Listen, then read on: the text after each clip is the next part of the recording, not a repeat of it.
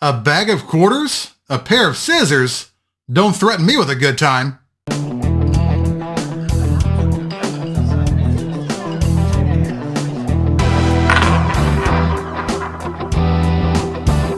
How's it going? This is Brian from Change is Good. In this video, we'll be going through another $1,000 bag of quarters. That's 4,000 quarters. Of course, you know how it goes. Before we get started, we have to cut this bag open and make a nice shiny pile. And that's where you come in. Ooh, it's so big and shiny. We'll be looking for silver, West Points, proofs, NISCs, or coins not intended for circulation, foreign coins, mint errors, and varieties, such as double dies and repunched mint marks. When this pile disappears, I'll be back with a recap of the finds. Okay, the bag is done. We had a couple of finds, so let's check them out. First up, we have a 2019 West Point quarter. You can tell it's a 2019 by the lack of a V75 paper mark here on the left side. This one is a River of No Return Idaho design, one I don't find too often. The second find is also a 2019 West Point quarter. This one is a War of the Pacific Guam design, another one I don't see too often. Well, 2 West Point quarters isn't bad, but you know how it is. I've got a big appetite. Let's do another bag. And here we have bag number 2. Let's hope it has some goodies inside. When it's done, I'll be back with a recap. All right, bag number 2 is done, and it had some goodies. Let's check them out. First up, we have a West Point quarter. This one's a 2020. As you can see that privet mark here on the left side.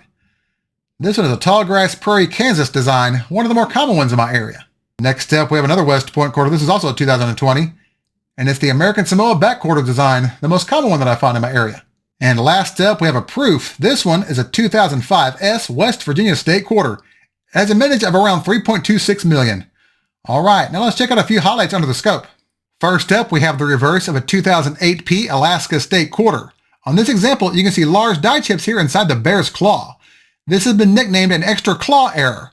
This is the most extreme example of this error I've ever personally seen. It would probably sell for between $8 and $15 on eBay. It's a great find.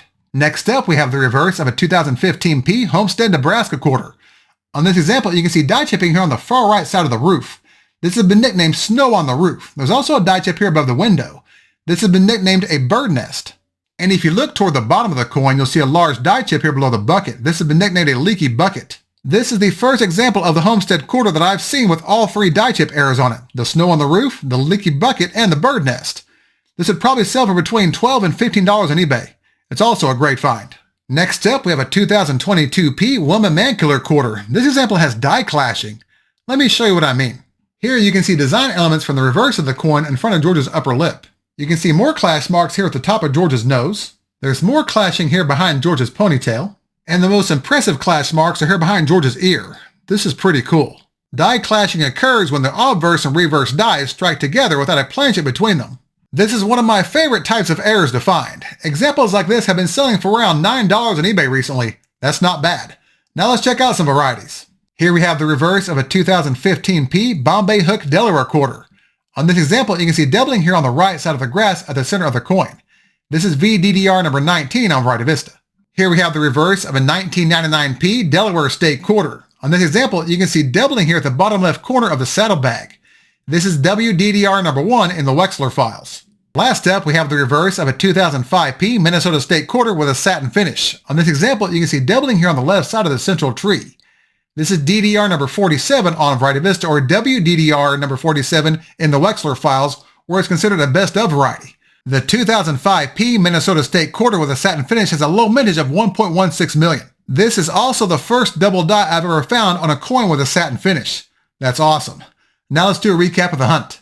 8,000 quarters later, we had a pretty good haul. We had 11 finds in total, including 4 West Point quarters, a proof, and some nice mint errors and varieties. And if you're wondering, these West Point quarters have been selling for between $13 and $20 a piece on eBay. That's quite a bit more than silver. These are very popular.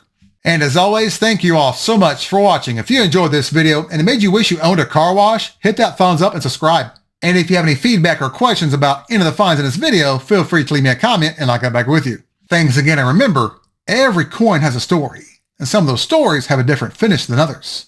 I'll see y'all next time.